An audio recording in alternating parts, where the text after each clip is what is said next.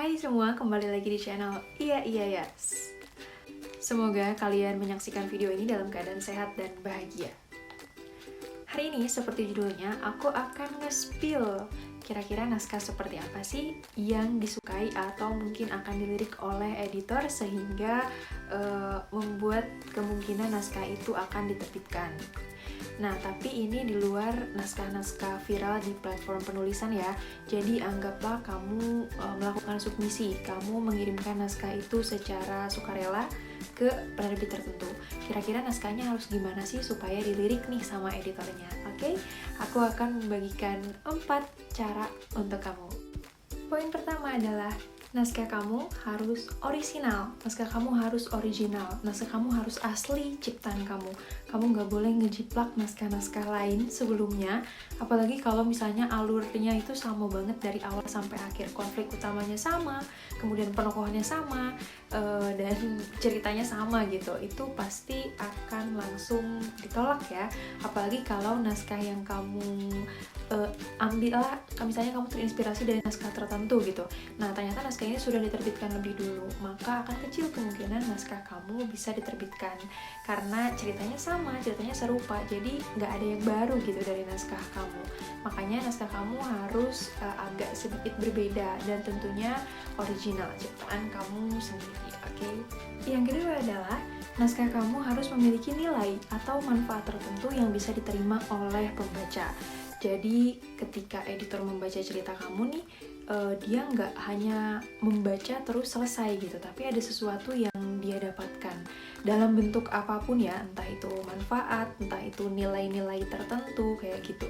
Jadi cerita kamu nggak lewat begitu saja, tapi ada yang dirasakan ketika selesai membaca cerita kamu. Nggak perlu sesuatu yang berat, nggak perlu sesuatu yang besar, nggak perlu masalah yang penting banget. Sederhana pun nggak masalah, tapi yang pasti meninggalkan efek tertentu gitu. Kayak misalnya kamu menulis hal-hal yang relate atau hal-hal yang sederhana tapi bermakna kayak gitu. Itu bisa apapun ya. Yang ketiga, naskah kamu harus menarik. Menarik di sini artiannya bisa banyak ya. Bisa aja penceritaan kamu menarik, bisa juga gaya bahasa yang kamu gunakan menarik, atau bisa juga tema yang kamu pilih yang menarik. Kalau bisa tiga-tiganya menarik, tentu saja itu nilai plus banget. Tapi salah satunya menarik pun sepertinya udah dipertimbangkan. Karena kalau bahasanya misalnya udah cukup menarik nih, temanya agak kurang, itu bisa diobrolkan sama-sama.